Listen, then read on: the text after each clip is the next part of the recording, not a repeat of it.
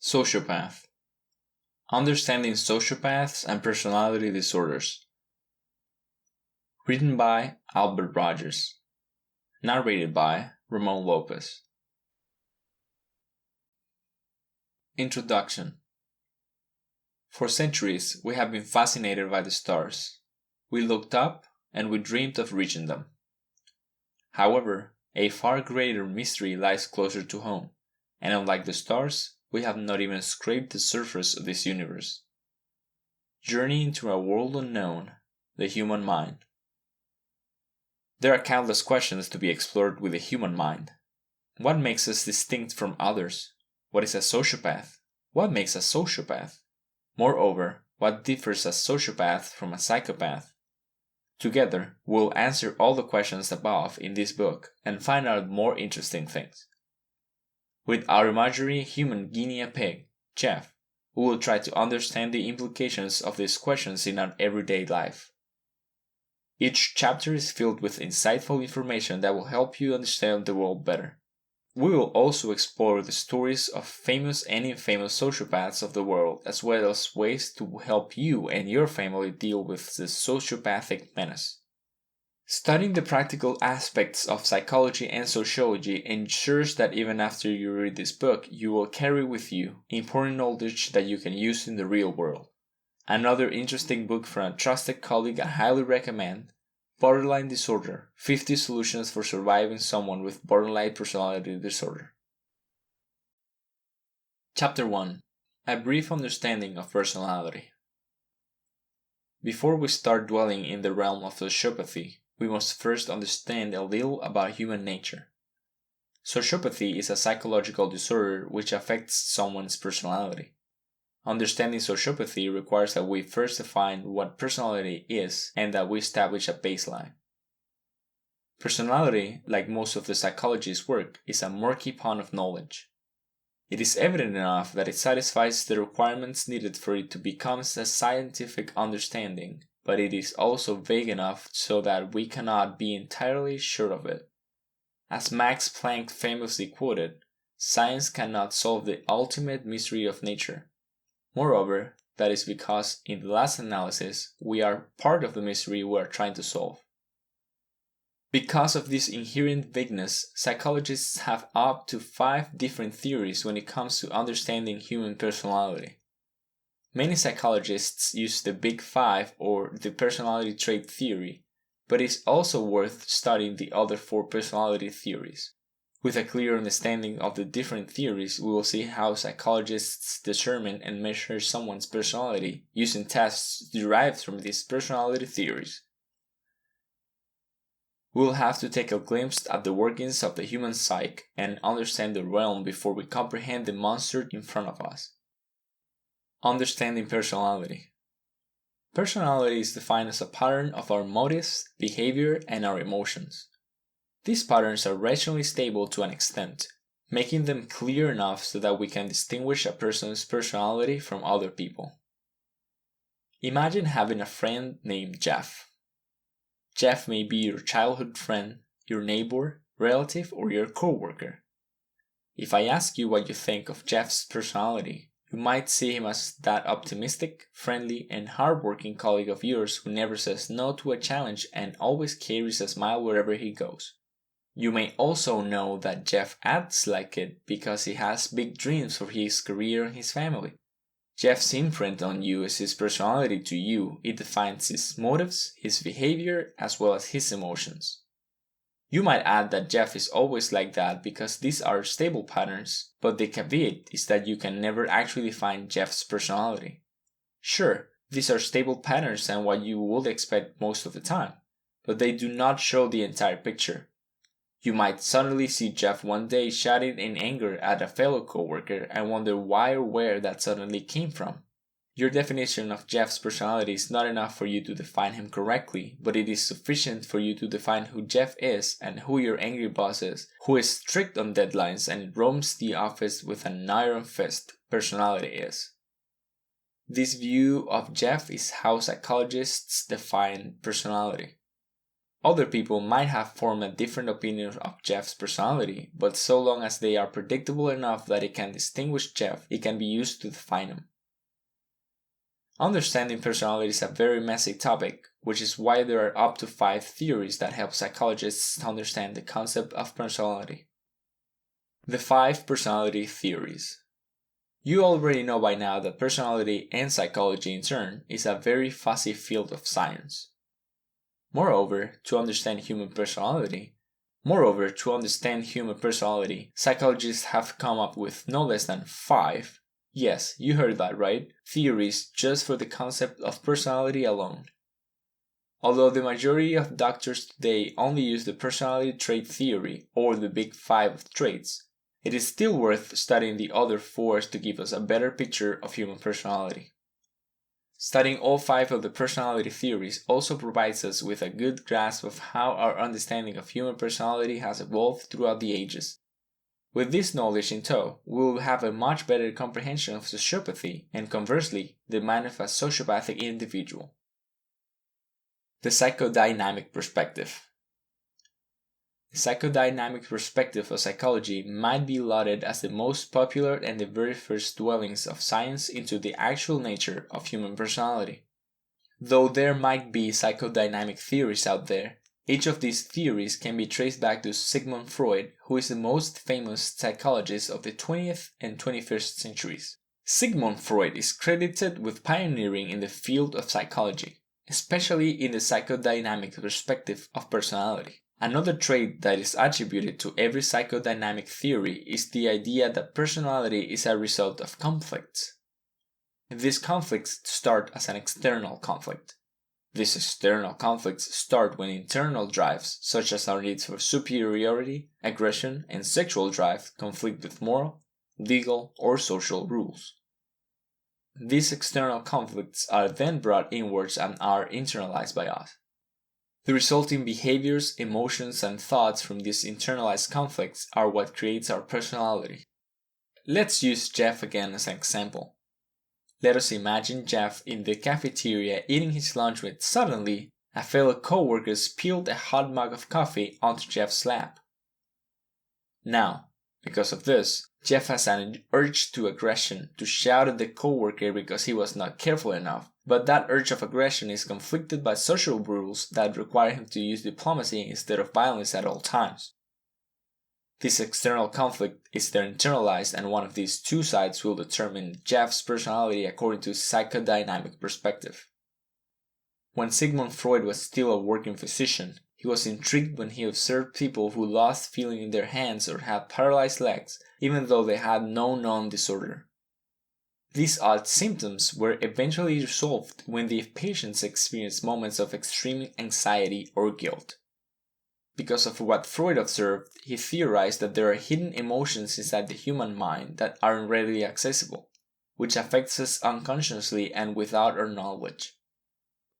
Freud thought of the human mind as an iceberg, where our consciousness is just the tip, while most of our personality is hidden below the surface in the deep abyss of our psyche. Freud thought that these hidden thoughts, urges, feelings, and emotions affect us. Freud thought of our iceberg minds as having 3 parts.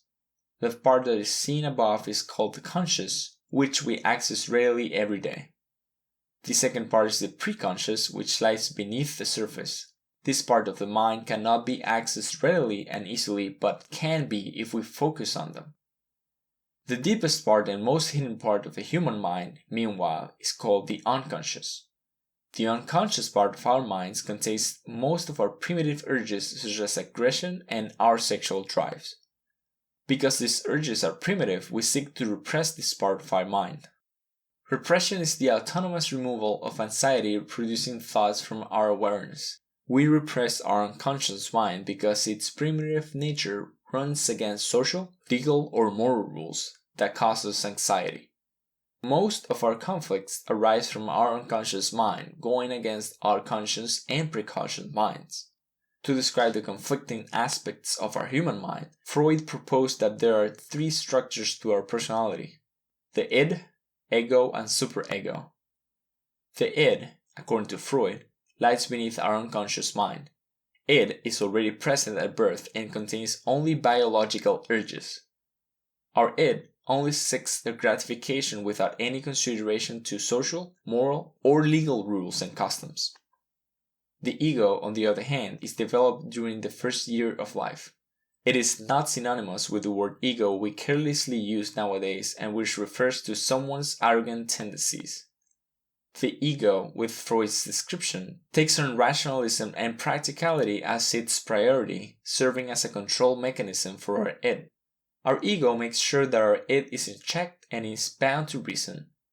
The ego also makes sure that we attain gratification while making sure that we avert social disapproval. The superego is attained when a person integrates the moral principles and values of his parents and the communities. The superego serves as the moral judge of the ego.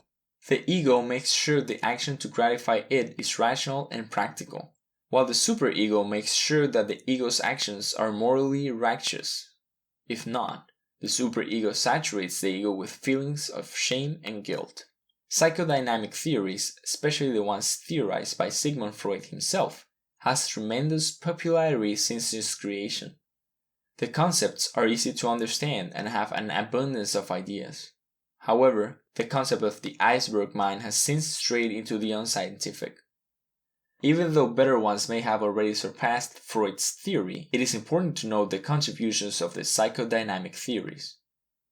These theories were the first ones to peer into the human mind, answering questions that boggled many individuals for years. The theories of Freud helped shed light on the human psyche as well as the psychological disorders that plagued it, helping those who suffer from disorders. The sociocultural perspective implies that our personality is dependent on our social circles and the respective cultures of the region, as well as someone's gender and socioeconomic status. We adapt to the norms of our surroundings and integrate aspects of it to form our personality. By now, you may have already known our guinea pig, Jeff. You might ask why Jeff is a pacifist who likes to wear jeans on formal dress Mondays, and why he is always outspoken during union discussions. One explanation is that Jeff, as a teenager, was influenced by the social norms of his surroundings.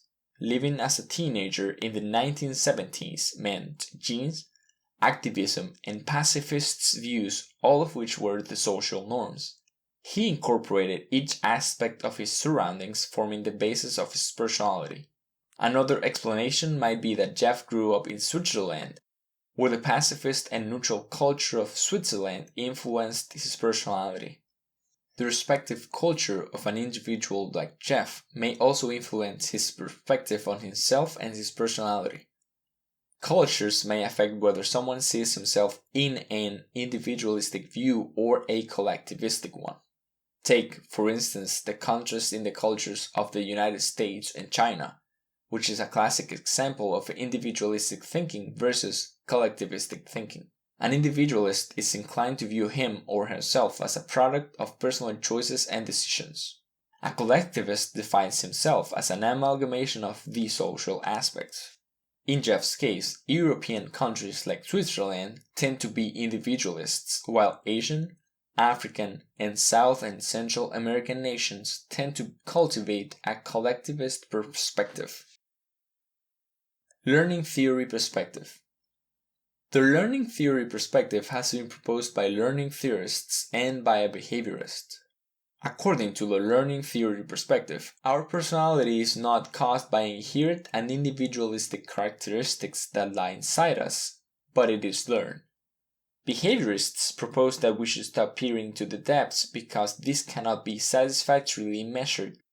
According to the proponents of the learning theory perspective, personality is the product of environmental cues and social customs that we encounter every day. Using the learning theory perspective, we might attribute Jeff's personality to the way his parents brought him up, the neighborhood that he was in when he was a child, the school he went to, the personality of his teacher, and much more. The learning theory perspective by itself, is an incomplete account of explaining the human mind, because it does not take into consideration personal variables and instead focuses solely on external factors. This exclusive focus on external factors negates our ability to choose. While it may leave many psychologists dissatisfied, the learning theory perspective has shed light on external factors that affect personality and behavior, leading us one step closer to comprehending personality. The humanistic existential perspective. The human existential perspective dwells on two views, humanism and existentialism. Existentialism is the view that people are free and are solely responsible for their actions, behaviors, and development. Humanism, on the other hand, proposes that we are capable of free choice and we have an infinite potential for good without the need for intervention. Generally speaking, the humanistic existential perspective views our personality as a struggle for achieving our full potential as well as our needs. According to Abraham Maslow's hierarchy of needs, we have an innate impulse to self-actualization or the fulfillment of our potentials. His theory goes against Sigmund Freud's psychodynamic view. Maslow said that we are not controlled by our primitive urges or a hidden unconscious, but we are in control of our development and the path that we take. Also, since we are free, it is the influence that is a threat to our struggles. The humanistic existential perspective, much like the psychodynamic view, has one glaring flaw. Its focus on human experience makes it subjective. This subjectivity becomes a problem if we ever will want to measure human personality using it. The trait perspective. The trait perspective, or the personality trait perspective, views our personality as being made up of stable elements of personality called traits that we deduce from observed behavior. You could describe our human guinea pig, Jeff, as an optimistic and outgoing fellow because you have probably seen him with the traits of extroversion and agreeableness. The concept of traits has been known since the time of the Greek physician Hippocrates. Hippocrates believed that our personality depends on the balance of 4 traits which are integrated with bodily fluids. He believed that psychological disorders arise from the imbalance of these bodily fluids. The traits Hippocrates proposed are the choleric, phlegmatic disposition, melancholic temperament, and sanguine, each of which is connected to the levels of yellow bile, phlegm, black bile, and blood, respectively. The next development to the trait perspective came with Hans Eysenck. He proposed that personality is a result of 4 traits that are positioned on a dimension. These traits are the introverted or neuroticism and extroverted, as well as their level of emotional stability. The 5-factor model that psychologists use today is an improvement to Eysenck's. According to the 5-factor model, beside neuroticism and extroversion, there's agreeableness, openness to experience, and conscientiousness. Agreeableness is associated with sympathy, kindness, and optimism. Openness to experience is associated with willingness to accept unconventional perspectives, activities, and behaviors. People with high conscientiousness are typically organized individuals who are reliable and prefer efficiency. Because personality trait perspectives are built around the ability to measure personality, it is widely accepted in the psychological community, especially the 5-factor model or the Big 5 model. The Big 5 model has produced numerous research papers that study it and its connections to genetics. One flaw of this perspective, however, is its inability to explain the causes of the traits. However, its ability to produce measurements of personality outshines its flaw. Measuring to an extent. When talking about measurements, psychological measurements are a bit tricky. Other fields of science have an easier time measuring variables since they mostly handle numbers, absolute numbers. For psychologists, there are no numbers to speak of when measuring human personality, so making tests and taking measurements is a little difficult. Tests are required to be reliable, valid, and could be standardized, meaning that the test could be performed in other individuals and still have fair, concise, and unbiased results. Fortunately, personality theories have made great strides in our understanding of human personality so that we can measure it to a satisfactory accuracy. Usually, for personality measurements, psychologists use two types: the personality measurement and the objective measurement. Projective measurements of personality are akin to fill-in-the-blank concept of tests. There are no correct answers, just the projection of the individual's personality. Hence, it is called projective measurement. People may be asked to tell what they see from an inkblot, like the famous Rorschach inkblot test, or tell a story about a given picture like the thematic apperception test, or TAT. The researcher determines the personality of a person based on the responses on each test. Objective measurement. Objective measurement. Objective measurement, meanwhile, employs a question and answer from the choices format. Individuals are asked questions, and then they respond by choosing from a set of limited answers. The most popular of these objective measurements is the Minnesota Multifaceted Personality Inventory, or the MMPI. The MMPI is the most widely used psychological test of personality around the world. Because of this, the MMPI is used by psychiatrists and psychologists to diagnose psychological disorders. Chapter 2: Psychological Disorder, Sociopathy. Now that we have understood some of the workings of the human psyche, there is one more question that needs to be answered before we can head on to the big question. What is a psychological disorder? First of all, psychological disorders are more rampant than most people may think. Because psychological disorder symptoms are not seen explicitly like many other illnesses, many sufferers are left without any treatment. Unlike heart disease, hypertension, or diabetes, psychological disorders are run silently within us. Psychological disorders have no open wounds, paralyzing pain, or high fevers to speak of. Most of the time, people just shrug and label psychological disorders as normal or outright untreatable. According to recent statistics, more than 1% of the global population has schizophrenia, most of which are left without any form of treatment. 1% might seem to be a tiny number, but with a population of 7.5 billion worldwide, that 1% amounts to roughly 75 million of schizophrenics alone. Without treatment, people who have severe psychological disorders may fall into two primary end scenarios: suicide or a murder-suicide. In the United States alone, more than 33,000 people take their lives every year with varying reasons, from anxiety disorders to depression. For individuals who suffer from it, it is important that they seek medical intervention as early as possible.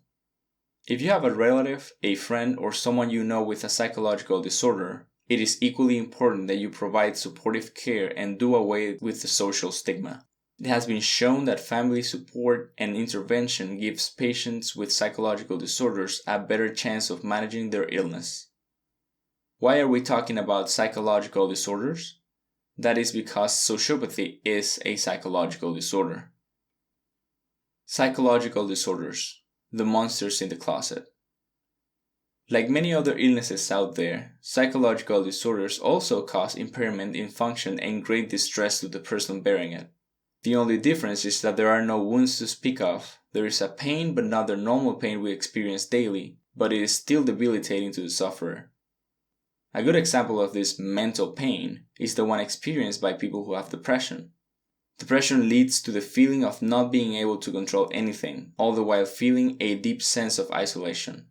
The lack of control over critical situations and isolation leads to mental pain, which may impede the sufferer's daily life.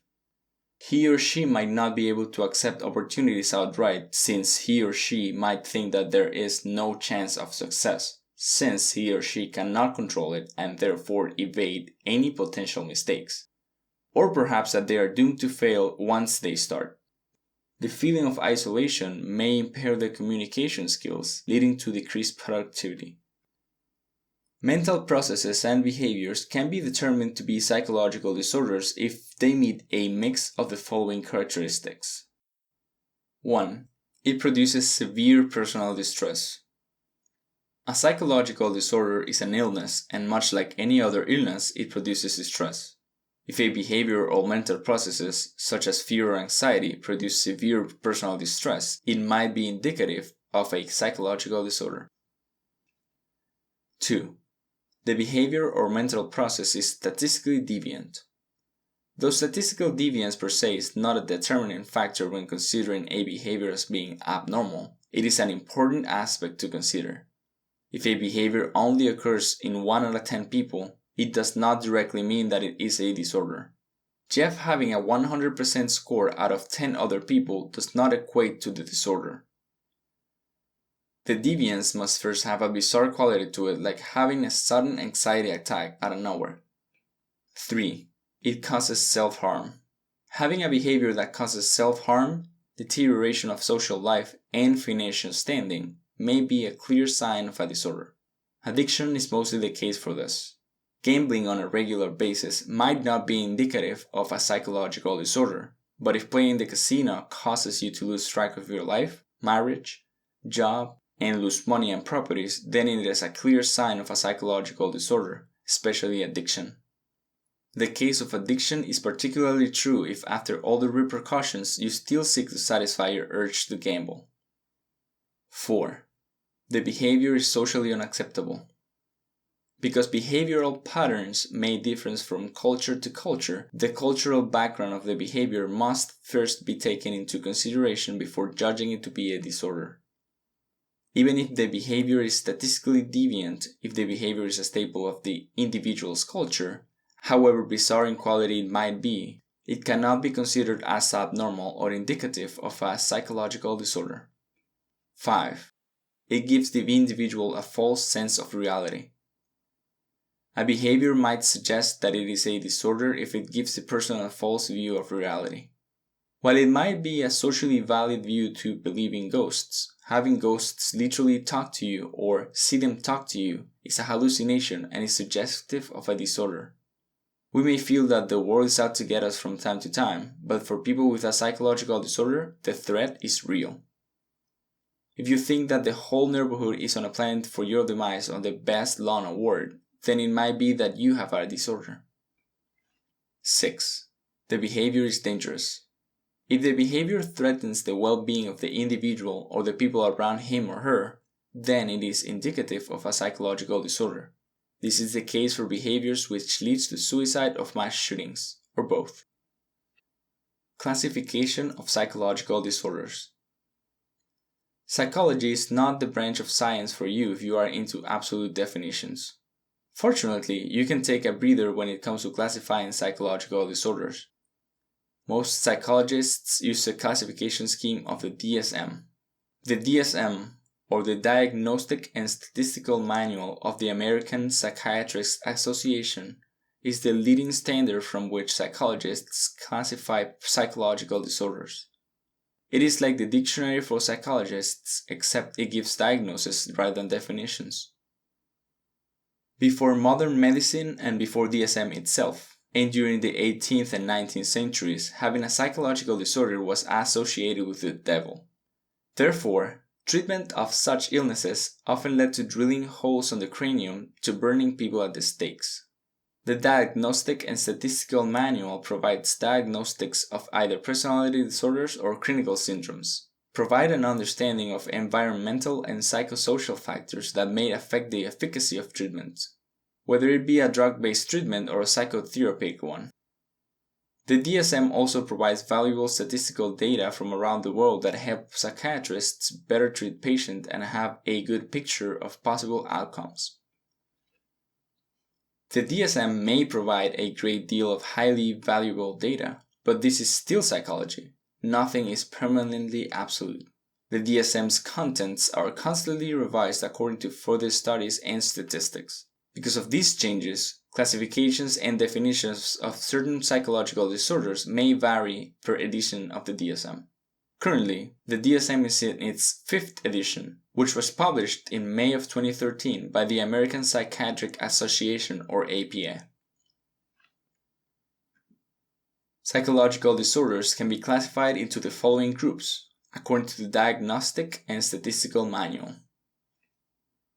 Dissociative disorders.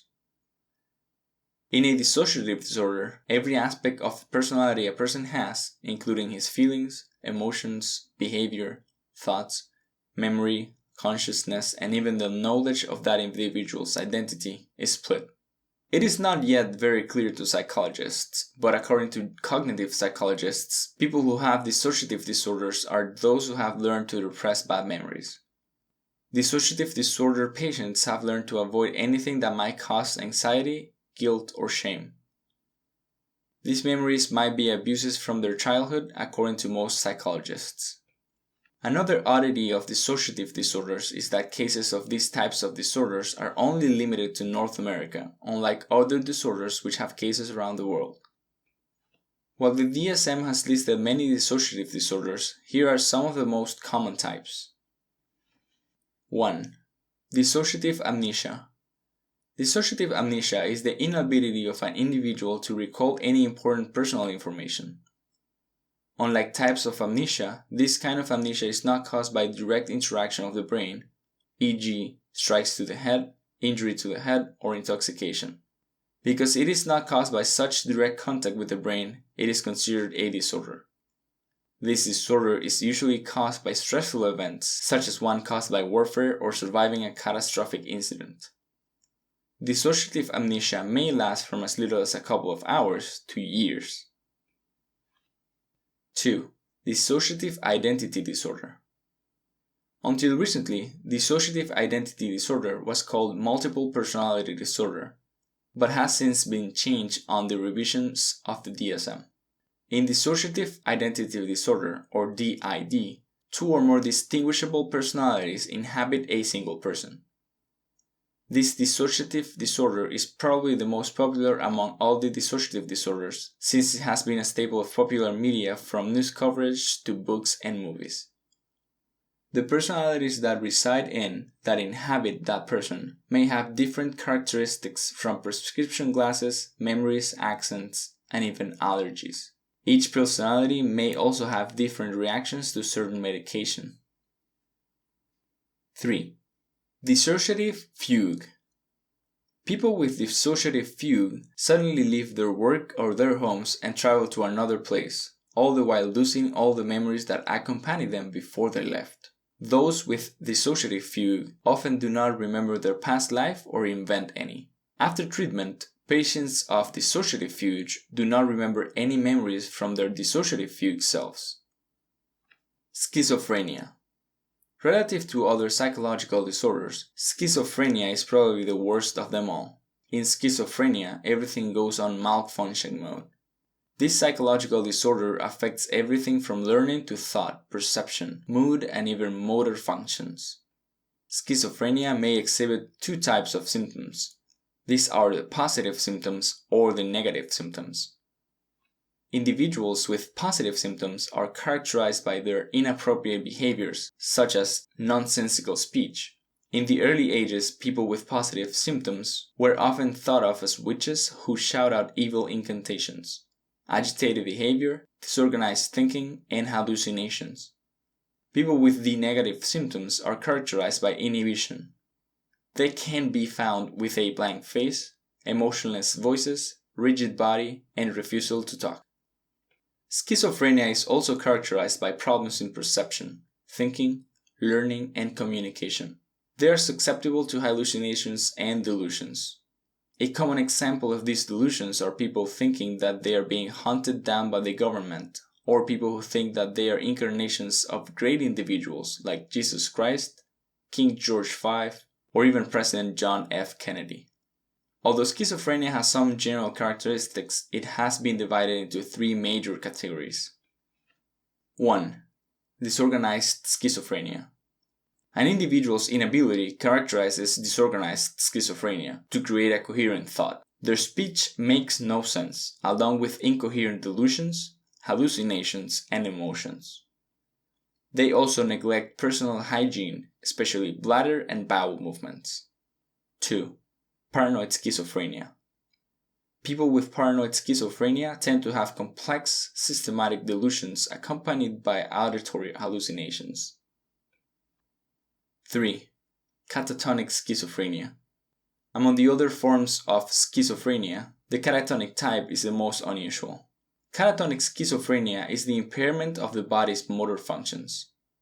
People with catatonic schizophrenia often show moments of agitated activity and stupor. Individuals who have this kind of schizophrenia also maintain odd postures for extended periods of time, even if these postures cause stiffness and swelling. Mood disorders. Mood disorders manifest as a problematic expression of emotions. These problems are usually found to involve moments of happiness and sadness. For disorders like major depressive disorder, these moments of sadness are prolonged and sometimes without reason, unlike the usual circumstances that cause a person to feel sad.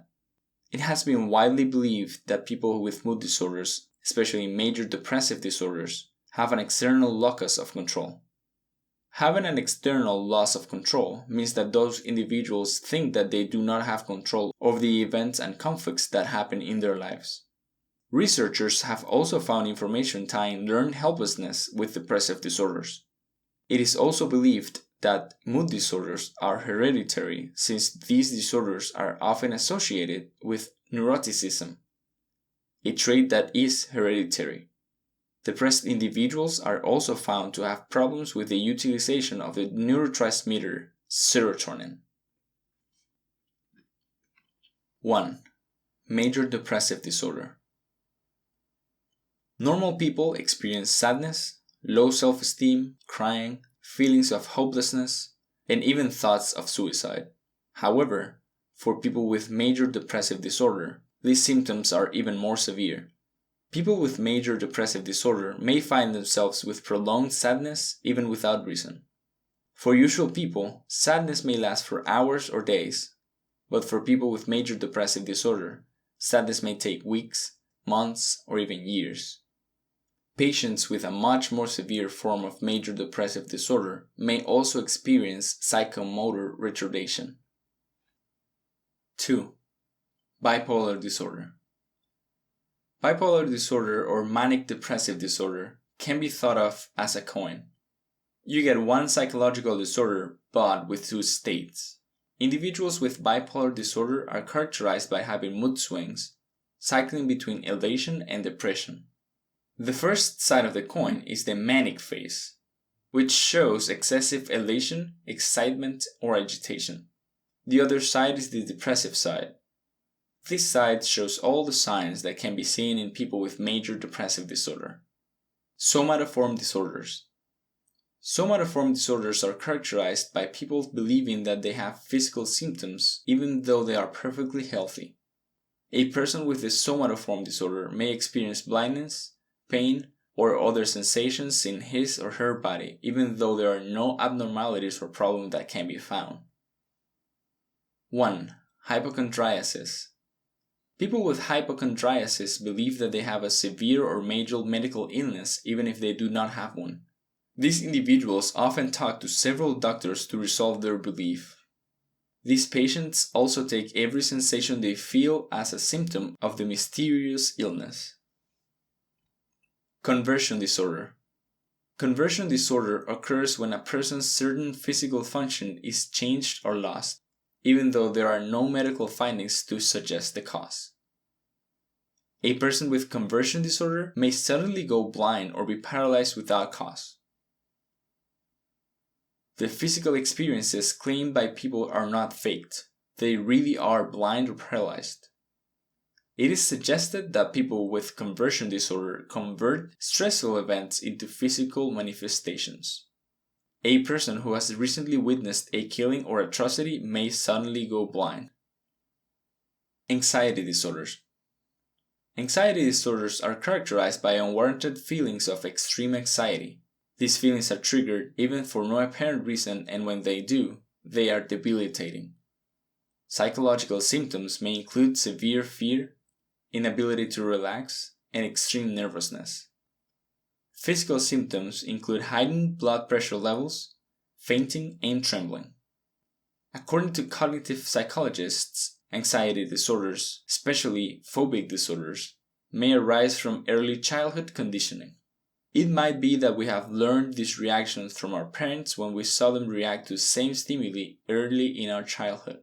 It is also theorized that our perspective of severity over a certain situation may affect our likelihood of acquiring stress disorders, like post-traumatic stress disorders for those who have been in wars.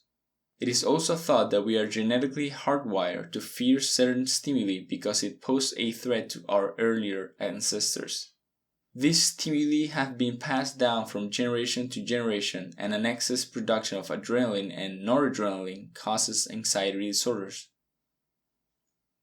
The anxiety disorders, according to the DSM, include the following disorders. 1. General anxiety disorder. People with general anxiety disorder have a constant feeling of anxiety. Unlike phobic disorders, the anxiety caused by general anxiety disorders are not tied down to a certain stimulus. In a phobic disorder's case, it is tied down to a fear of something that triggers it. Symptoms include insomnia, shaking, irritability, and a high pulse rate. 2. Stress disorder. Stress disorders, like post-traumatic stress disorder or PTSD, are mostly caused by situations that cause severe stress. These disorders are common to war combatants and survivors. Dreams, flashbacks, and stressful memories typically trigger this. Most war combatants have nightmares of colleagues being shot by a sniper in front of them, having an IED or a landmine explode next to them, and other stressful memories of their tour that threatened their lives as well as their colleagues. 3. Panic disorder. A panic disorder is characterized by a sudden anxiety attack that has no apparent cause. People who suffer from panic disorder experience symptoms that are highly associated with cardiac function. These symptoms include shortness of breath, pounding of the hearing, tremors, and severe sweating. Since panic attacks do not have a clear stimulus that can be avoided, these attacks usually happen at random. 4. Obsessive compulsive disorder. Obsessive compulsive disorder, or OCD, is marked by the obsessive part, persistent anxiety-inducing thoughts that are, most of the time, irrational and that cannot be controlled by the individual. Then, there is the need to comply to those thoughts to reduce anxiety, or the compulsive part. OCD should not be confused with OCT, or obsessive compulsive tendencies. Unlike OCT, OCD interferes with daily life activities to the detriment of the individual bearing the illness. OCT and OCD are similar in concept, but OCT is not as severe as OCD, and OCT tend to be the norm for certain populations. 5. Phobic disorder. Phobic disorder is the excessive fear of situations or objects. These fears are mostly irrational, such as fear of non-venomous spiders or the fear of heights. Because of these fears, individuals with phobic disorders may find themselves unable to do certain tasks. For people who have agoraphobia, this means that they are unable to venture out in the open because they fear heavily crowded areas. Personality disorders. Personality is a distinct pattern of behavior, motives, and emotions. However, for people suffering from personality disorders, this is not the case. Instead of a pattern of different behavior, motives, and emotions, they have a fixed personality. Because of this rigidity, their personalities become maladaptive and cause distress to them and the people around them. Researchers have found that some personality disorders could be transferred from generation to generation. It was also found that the personality traits obtained by individuals with personality disorders are extreme variations of normal personality traits. Many psychologists attribute many personality disorders to the way we were brought up. The experiences we had as a child might affect the way we interpret social interactions. People with personality disorders might perceive most social interactions as threats and thus act accordingly. This is especially true for people with antisocial behaviors. The DSM lists following disorders as personality disorders. 1. Paranoid personality disorder. Individuals with paranoid personality disorder have a propensity of translating another people's behavior as threatening. Unlike those who have paranoid schizophrenia, people with paranoid personality disorder do not experience disorganized thinking. However, because of this false assumption, sufferers of paranoid personality disorder do not trust the people around them, causing their relationships with the people around them to deteriorate. Schizoid personality disorder. Individuals with schizoid personality disorder are uninterested in relationships and often have dull emotional responses. This means that they are unable to develop sincere feelings for others. People with this disorder have a problem maintaining long-term relationships and have generally few friends. Even though an individual has schizoid personality disorder, he or she may still work well on careers that don't need social interaction. 3. Schizotypal personality disorder. Schizotypal personality disorder is eccentric behavior, thoughts, and perception. People with this disorder sometimes have surreal fantasies. Unlike schizophrenia, they experience severe hallucinations, delusions, and motor impairment. Because of the eccentric nature of the individuals with schizotypal personality disorder, they only have few friends and have poor social skills. 4. Avoidant personality disorder. Avoidant personality disorder is the reluctance of an individual to enter into a relationship without a guarantee of acceptance due to the fear of being criticized or rejected. People with this disorder have a very small social circle that is mostly comprised of close relatives and friends. 5. Borderline personality disorder. When a person has borderline personality disorder, they show a very volatile view of themselves, the pattern of their moods and relationships. They tend to dichotomize others as being good or bad, praising someone when their expectations are met and then expressing disdain when they are not met. Symptoms also include unstable mood patterns, often switching from one extreme to the other. 6. Antisocial personality disorder. Antisocial personality disorder, or more commonly known as sociopathy, is another one of the widely known psychological disorders. People with antisocial personality disorder often have charismatic personalities and seem to have a slightly higher than average intelligence. Sociopaths can be manipulators, since they do not care about the consequences of their actions towards other people. Because of their somewhat toxic nature, they tend to have fewer friends. Even though parents or colleagues reprimand psychopaths, they are not able to control these impulses. For more specific information about personality disorders, take a look at these books by me, Albert Rogers. Bipolar Disorder 1, Bipolar Disorder 2, OCD, Social Anxiety, Hoarding, Schizophrenia, and Narcissist. Sociopathy. Sociopathy is a colloquial or slang term that refers to antisocial behaviors and tendencies. Sociopaths have no moral compass and therefore lack the ability to care about others. The actions of a sociopath are devoid of consideration, even if it may result in harm toward others. The self-interest of a sociopath always prevails. Sociopaths have a charming personality and may seem to have superior intelligence. These impressions conceal the toxic and harmful nature of a sociopath. It has been statistically found that men have a higher chance of developing into sociopath than women. Sociopath or psychopath. Both sociopathy and psychopathy have no official entry in the DSM, but they are both represented by antisocial personality disorder. Both psychopathy and sociopathy are built around antisocial behaviors and tendencies. However, psychopathy takes the traits of sociopathy to a whole new level of severity. Like sociopaths, a psychopath has a charming personality, but psychopaths have a more violent tendency without any ability for empathy. Another difference is that while social and environmental factors cause sociopathy, Psychopathic tendencies are already integrated into an individual since birth. These tendencies may be further exacerbated by the same social and environmental factors that create a sociopath.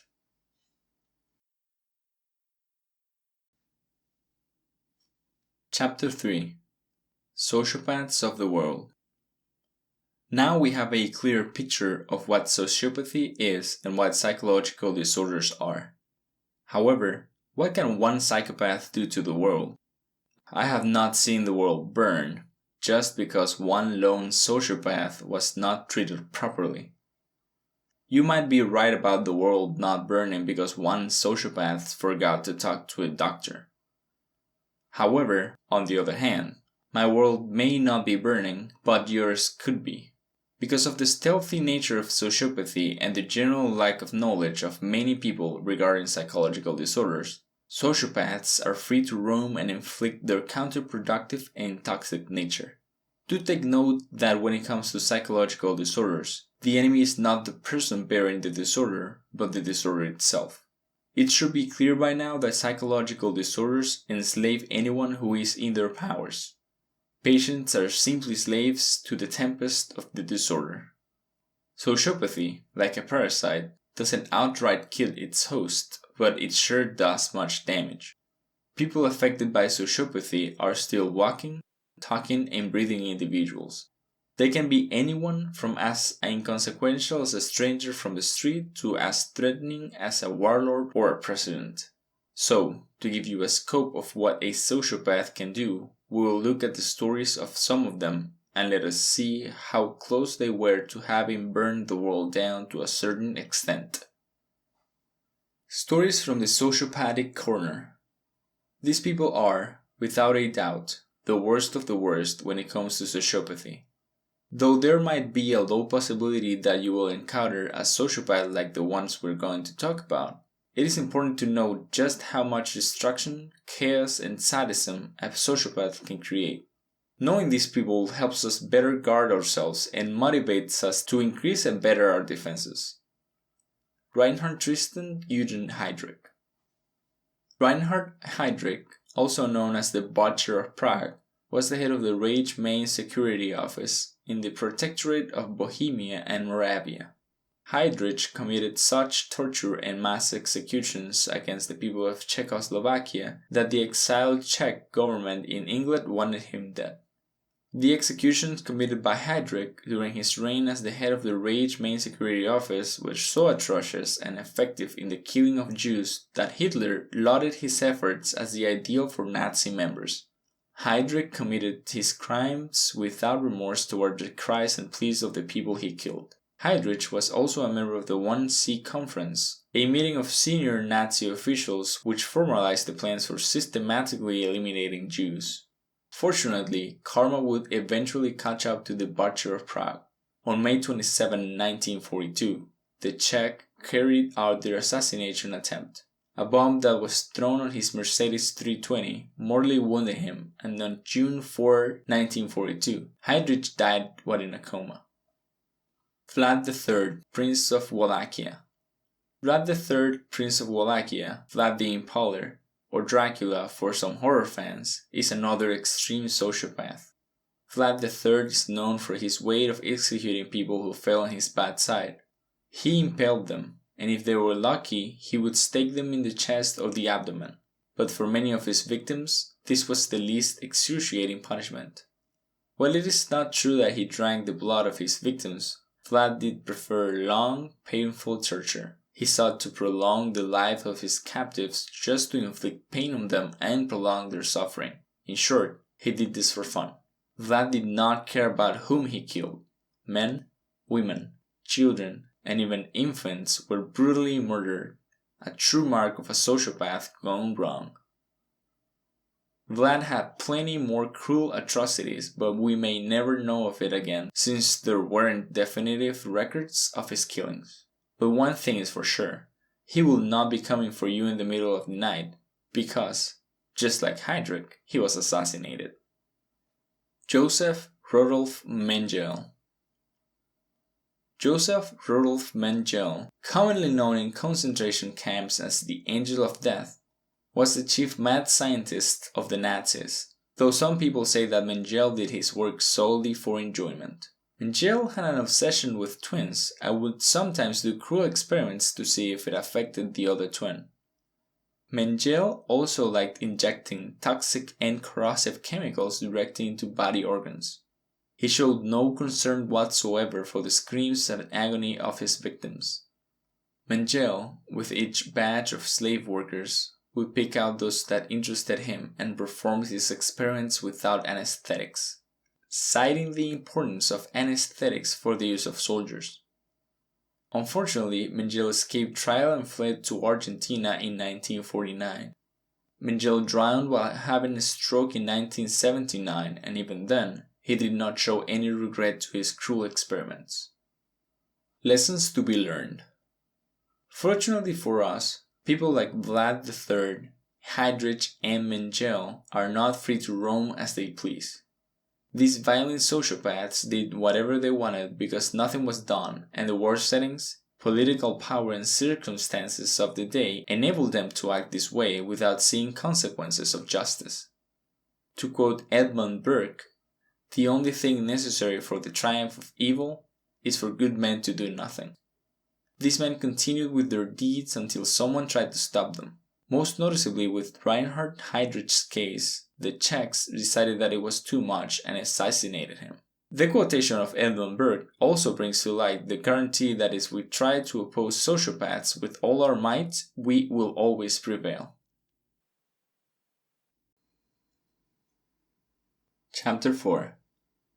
Dealing with a Sociopath. Sociopaths left to their devices are a scary bunch. It takes only one sociopath to ignite the world so volatilely. Now that we have seen some near miss from an apocalyptic end, okay, maybe not. How will you deal with one of them should one of them cross your path? From previous chapters, we now have a sound knowledge of personality and psychological disorders, especially sociopathy. In dealing with a sociopath, we must first determine 3 things. Identifying the sociopath, finding their motivations or reasons, and how to address them. Identifying a sociopath. According to Hervey Cleckley in his 1941 book, The Mask of Sanity, people with antisocial personality disorder, the term used for sociopathy and psychopathy in the DSM, have 16 traits that distinguish them from normal people. These traits are the following, some of which I previously mentioned. 1. They have a charming personality and may have a higher than average intelligence. 2. They have a poor sense of judgment and they do not always learn from experience. 3. They do not have any delusion or irrational thinking. 4. They are unreliable. 5. They do not have feelings of regret when they are doing harm and have no sense of disgrace when they are caught. 6. They lack sincerity and lie a lot. 7. Inadequately motivated antisocial behavior. 8. They are highly sociable. 9. They value themselves more than anyone else and cannot empathize well. 10. They have flat emotions. 11. They have a troubled perception. 12. They mostly engage in unsafe sexual practices. 13. They are insensitive toward the people around them. 14. They threaten others with suicide, but they do not engage in it. 15. They cannot follow any life plans. 16. They have unappealing behaviors when under the influence of alcohol. Motives of a sociopath. Many psychologists believe that antisocial behaviors are caused by social and environmental cues that the individual experiences as a child. These cues may arise from parental abuse or moments of great stress. People with antisocial behavior perceive other individuals as threats, coupled with their ambition, so it explains the general motivation of a sociopath.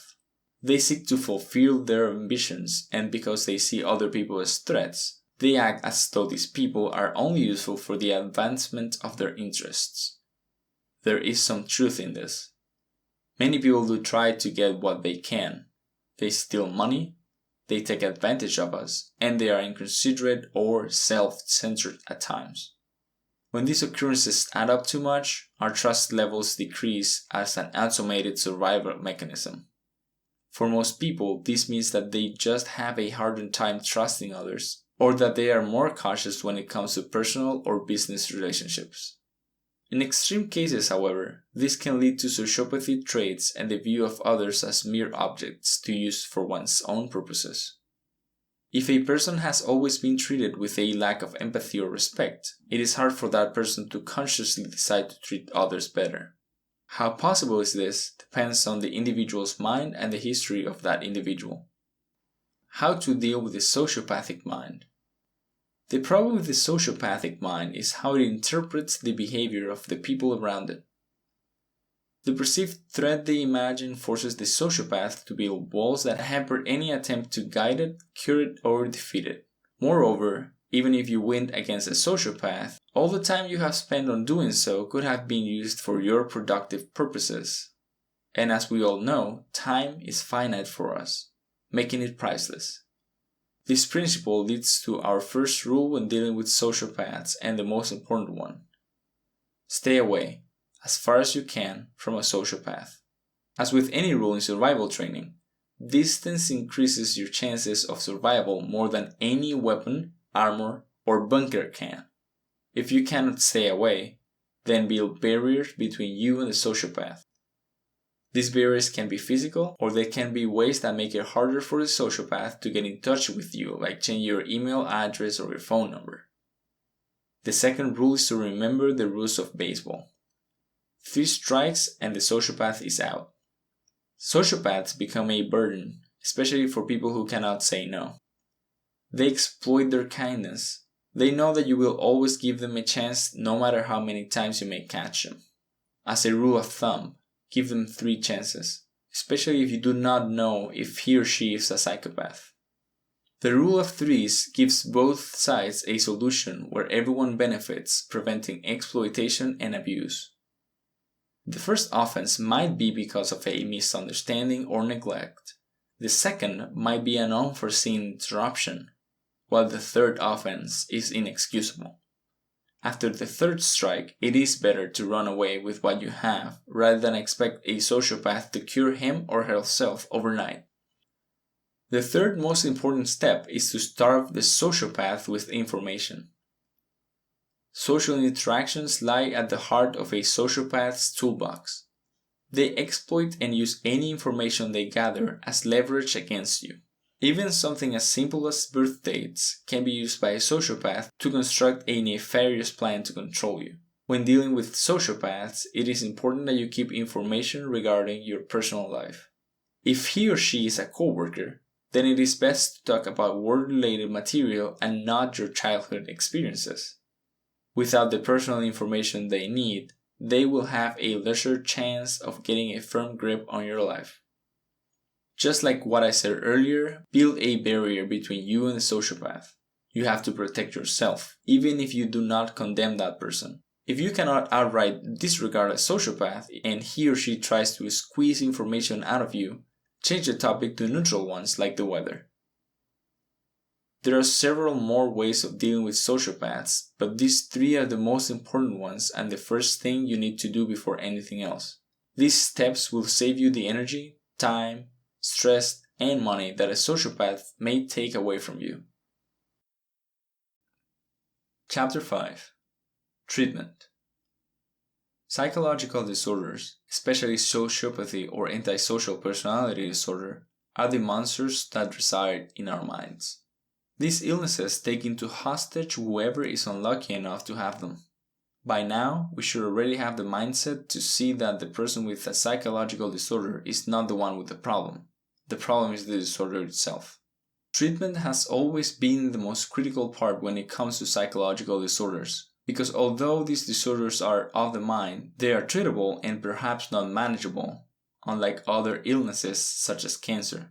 Unfortunately, psychological disorders and the patients who have them are less likely to be treated because of the stigma surrounding these kinds of disorders.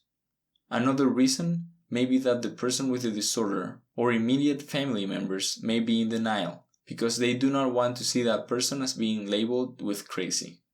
They may skip treatment because of money reasons or cannot face the fact that they, or someone in their family, has traits of insanity or a deviant mind. They uphold an image to themselves and the rest of the world because of a lack of self-esteem. Moreover, because there are no immediate symptoms of these disorders, most patients and family members simply ignore these illnesses. It is not a secret to many that people who have psychological disorders have mostly been shunned by society. Rather than help patients, we have spent most of our human history into isolating these patients, further alienating them from a society whose care and guidance they badly needed. It's not easy. I personally know a 9-year-old boy who has symptoms of schizophrenia, and it runs in the family, and he came to me one day and said that other kids won't let him play with them. When I play with him myself, I find him to be awkward and annoying too because of his possible, undiagnosed so far, disorder, so I see their dilemma. Early on in history, most, if not all, of the people who have psychological disorders were either left to die or were subject to persecutions. These people underwent staples of witch hunts and other cruel punishments. Treatment for people who have such illnesses were either death or cures that may eventually lead to their death. Having a disorder in the early age would mean living way below the poverty line, such as being beggars or prostitutes. Because of the dire living conditions, many will find themselves in prison. Those who were lucky enough may have found care and support in proper asylums, monasteries, or retreats. Care for people with psychological disorders started with asylums. The early asylums were European monasteries who cared for patients. However, asylums were not made to treat people with psychological disorders. These institutions were built primarily to contain patients and remove them from a society that feared them. With this institutional structure, the population in asylums kept growing, and soon enough asylums became a cesspool of disease, filth, and unneeded suffering for patients. Patients laid in filth, while nurses and other staff subjected these patients to cruel treatment. Only in the 18th century, with the advent of reform movements, did treatment improve.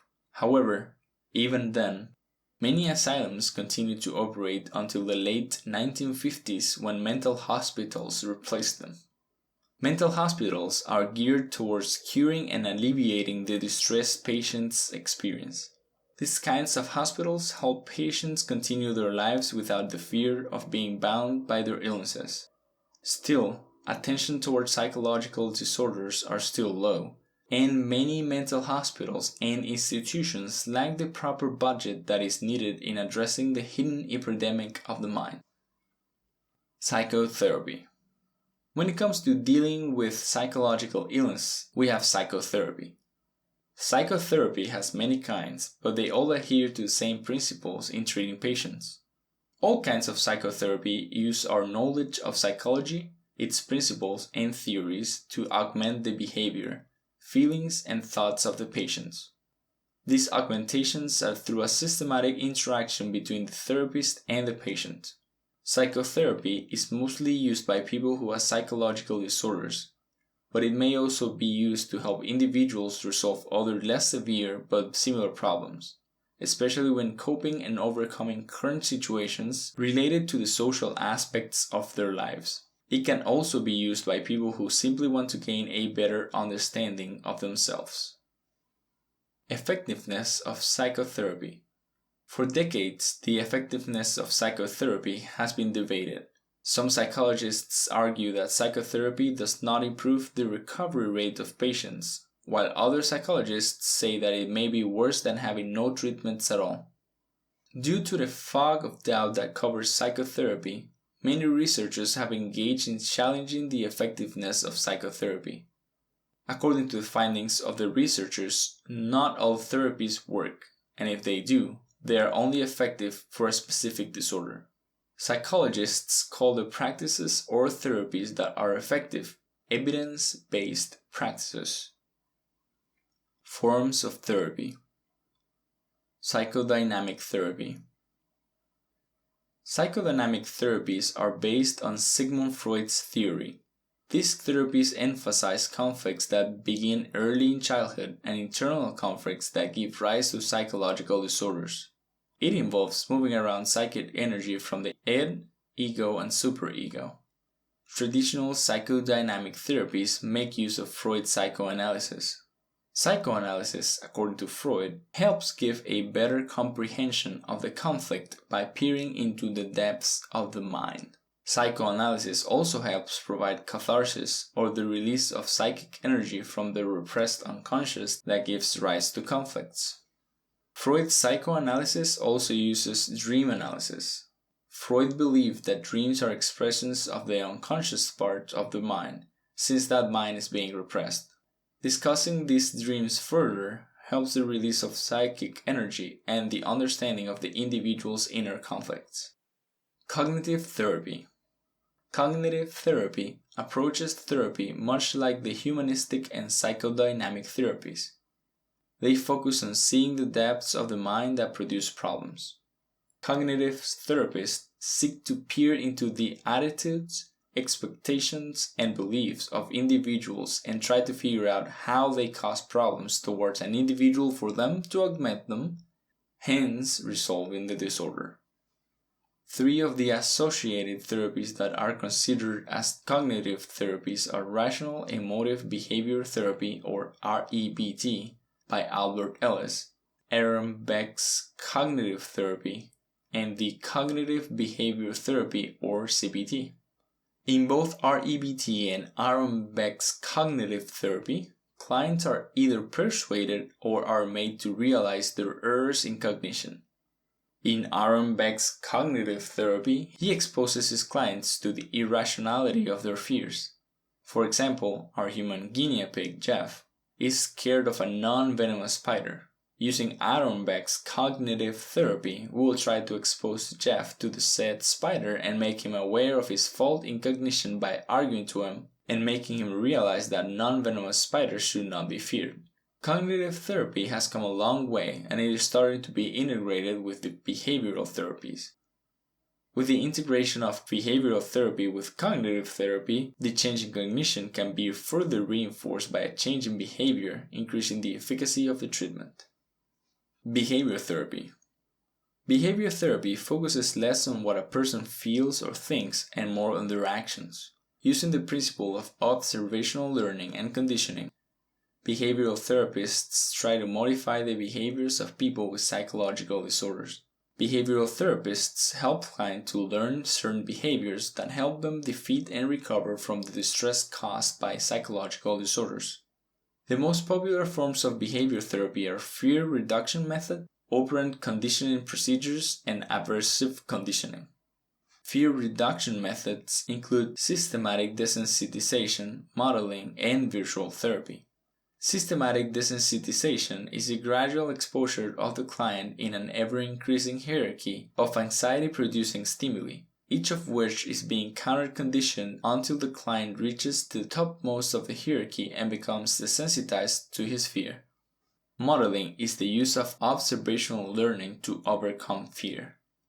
Clients are introduced to the reactions of other people when they are presented with the same stimulus that causes stress to the client. The client then mimics these reactions through observational learning. Virtual therapy makes use of new technology and is much like systematic desensitization. Virtual therapy exposes the person to the setting he or she fears for them to become desensitized to it gradually. Operant conditioning procedures help patients by reinforcing good habits or structuring therapies so that unwanted behaviors are not reinforced. In aversive conditioning, on the other hand, instead of depleting unwanted behaviors of reinforcement, therapists pair unwanted behaviors or habits with negative or aversive impulses to make those behaviors and habits unpleasant.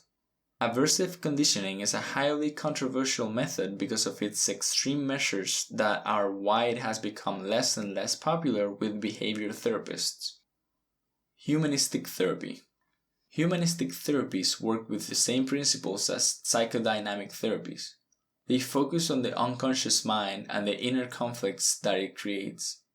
One key difference from the two, however, is that psychodynamic therapies believe that conflicts could be traced back to childhood experiences. Behavior therapies do not.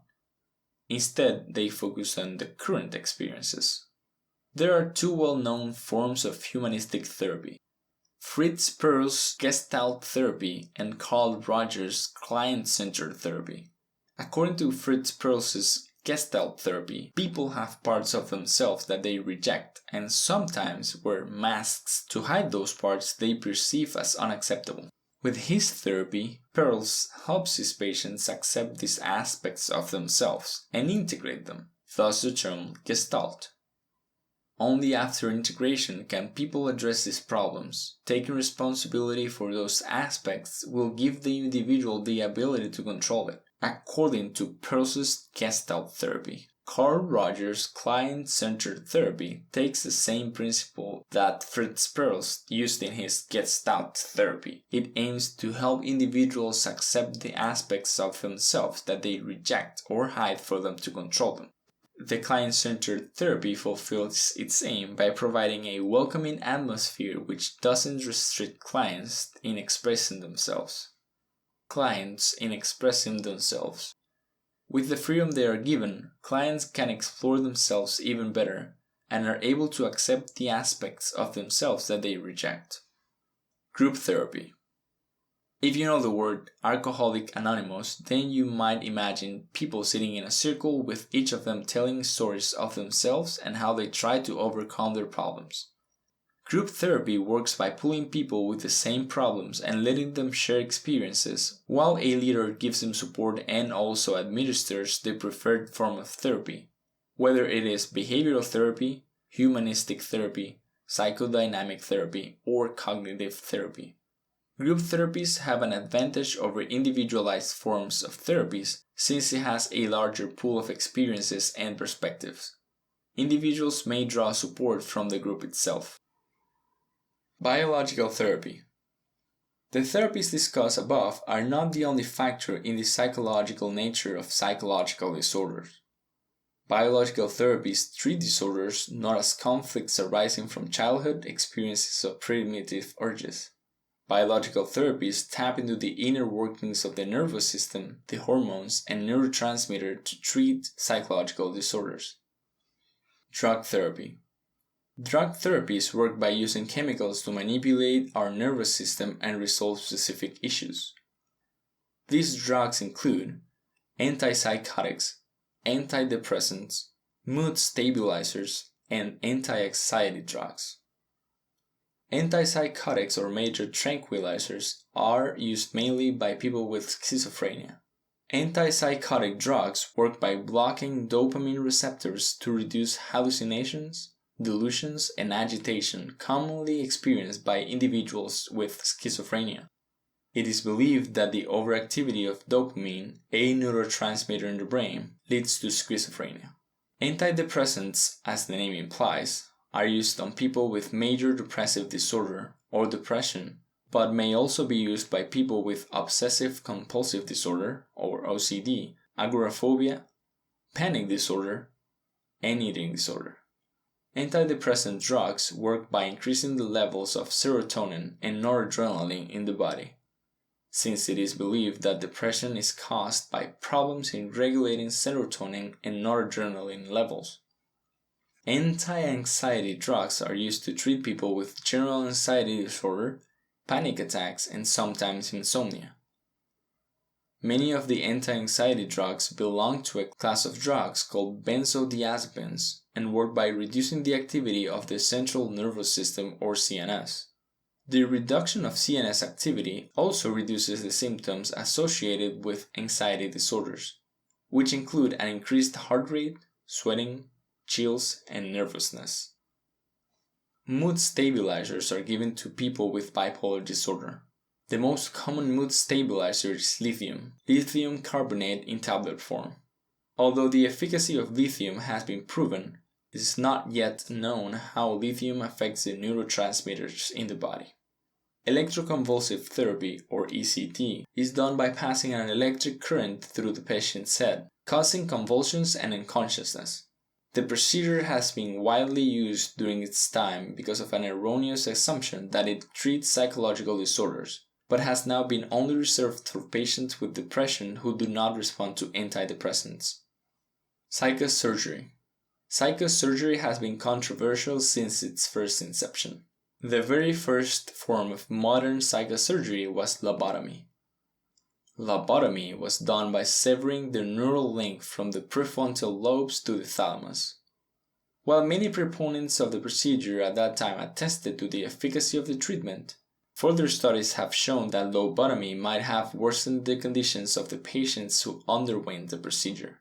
Today, psychosurgery still exists, but with stricter guidelines and a great deal of research to back it up.